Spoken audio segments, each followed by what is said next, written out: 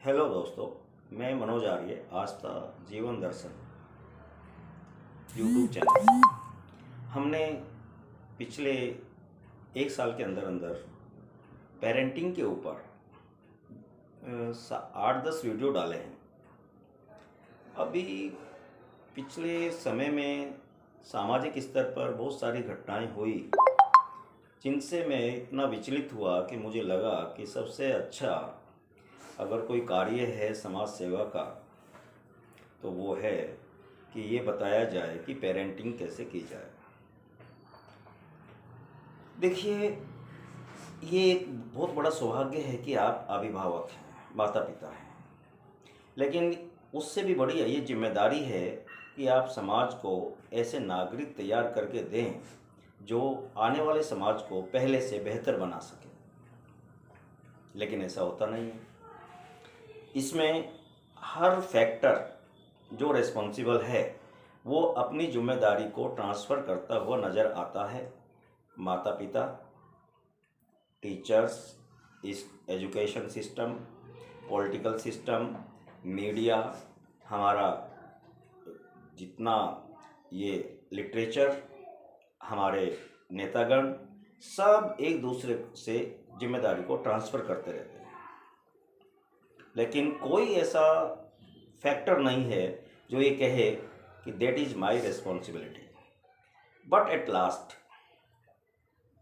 This responsible this event, if किसी परिवार में बच्चा अगर गलत रास्ते पर जा रहा है, यहाँ पर गलत से मेरी परिभाषा है जो उसके अंदर पोटेंशियल है वो उसको प्राप्त नहीं कर रहा है या आप नहीं करवा पा रहे हैं, दोनों एक ही बात है, तो ये गलत रास्ता है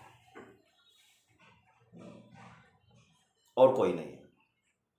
तो ये जिम्मेदारी सबसे पहले माँ बाप को लेनी पड़ेगी, माता पिता को लेनी पड़ेगी। आज के समय में हो क्या रहा है कि सोसाइटी में नेगेटिविटी इतनी ज़्यादा फैल रही है या फैलाई जा रही है, या हमारा ट्रेंड ऐसा हो गया सोशल मीडिया, और दूसरा इतना नॉलेज भी नहीं कहें उसको, फ्लो ऑफ द फैक्ट, और वो फैक्ट भी नहीं है, मिस फैक्ट है। उसका इतना फ्लो आ रहा है कि देखने वाला उसको संभाल नहीं पा रहा है, वो उसको एनालिसिस करने का टाइम ही नहीं मिल पाता है और वो उसको फॉलो करना चालू कर देता है। पेरेंट्स के पास टाइम नहीं है, एक सबसे बड़ी समस्या है। मुझे आश्चर्य होता है इस दुनिया को देख करके कि जहां हमने समय को कम करने वाली सारी चीज़ें बनाई, सुपरसोनिक विमान बनाए, हमने समय को कम करने के लिए समय कम से कम लगे और ज़्यादा से ज़्यादा समय बचे, लेकिन बचे हुए समय को हम कहाँ यूज कर रहे हैं उसका किसी के पास जवाब नहीं है। रीज़न क्या है कि ये जो बढ़ती हुई स्पीड वाली चीज़ें हैं जो आपके समय को कम करती हैं, एक्चुअल में ये आपके समय को खा रही हैं, आपकी ज़िंदगी को खा रही हैं। आप अपने 24 घंटे कहाँ लगाते हैं उसका मैनेजमेंट आप नहीं कर पाते और घर में बैठ के बच्चे को कहते हैं कि 8 घंटे का टाइम टेबल बनाओ। How it is possible? Parents के वर्ड्स से ज़्यादा इफ़ेक्टिव उसके एक्शन होते हैं। 10 साल तक का बच्चा आपके वर्ड्स को नहीं सुनता, आपके एक्शन को फॉलो करता है। अगर आपके एक्शन सही हैं, सही का मतलब जो आप देना चाहते हैं अपने बच्चे को, मान लीजिए मैं पंडित हूँ और मैं अपने बच्चे को वेद पाठी बनाना चाहता हूँ, वेदों का ज्ञान अर्जन कराना चाहता हूँ और मैं उससे आशा करूँ कि वो पहलवान बन जाए, तो ये उसके पोटेंशियल को या मेरी जो आकांक्षा है उसके अपोजिट है।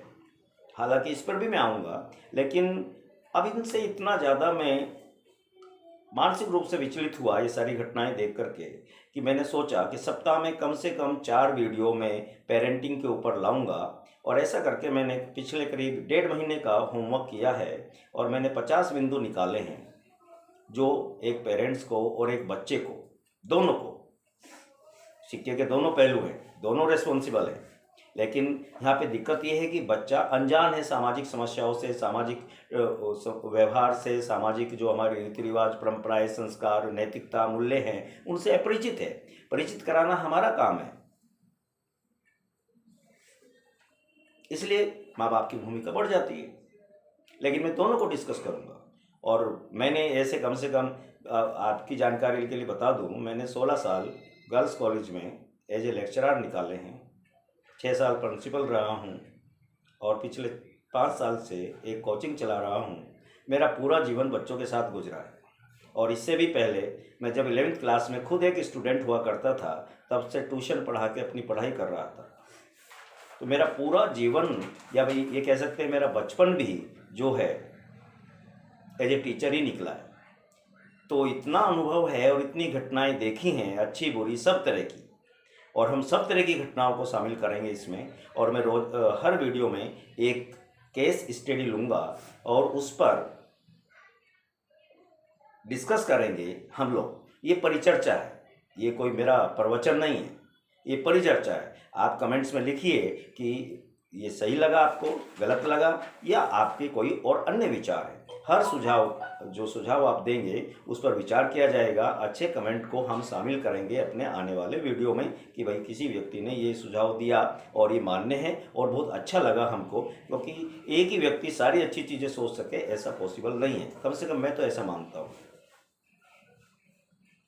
तो इतनी घटनाएं घट रही हैं समाज में, तो बच्चे कहाँ जा रहे हैं, लेकिन इसी के साथ साथ IQ लेवल इतना बढ़ता जा रहा है। और एक बहुत बड़ी समस्या जो आ रही है वो समस्या ये है कि पढ़े लिखे बेहद सुलझे हुए जिनको माना जाता है, जो इमेज लेके चलते हैं समाज में, वो ऐसे ऐसे कर्म करते हैं या पूरे परिवार के साथ सुसाइड कर लेते हैं। बड़े मज़े की बात है, सुसाइड केवल इंसानों की देन है और किसी समाज में सोसाइटी नहीं पाई जाती।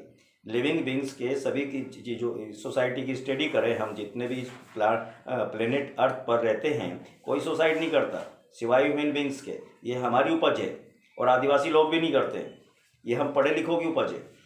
तो इसके पीछे कहीं ना कहीं कारण है, वो एक विषांतर हो जाएगा। लेकिन मैं बता रहा हूँ कि पूरे परिवार के साथ ऐसे मेरे तरफ से तो ये बहुत बड़ा दुष्कर्म माना जाता है कि एक व्यक्ति जो जन्म दिया है भगवान ने, उसको हमें खुद लेने का अधिकार नहीं है। जो चीज़ मेरी नहीं है, अगर मैं उस पर अपना अधिकार जताता हूँ या उसको अधिकार जता करके ऐसा कार्य करता हूँ तो ये गलत है। और फिर मान के चलिए हम क्वांटम फिजिक्स के ज़माने में रह रहे हैं। बच्चा एनर्जी है, हम एनर्जी हैं। अगर हम व्यक्ति की एनर्जी को एनालिसिस करके उसको सही डायरेक्शन में चैनलाइज कर देंगे तो बच्चा सफल है। आजकल माता पिता की सफलता का उद्देश्य क्या है, पैमाना क्या है? पैमाना इतना है कि आप इंजीनियर बनाइए, डॉक्टर बनाइए, प्रोफेसर बनाइए और किसी बड़े पद पर और बड़े पैसे वाली नौकरी पर ले जाइए जहाँ काम ना करना पड़े। और बड़े मज़े की बात में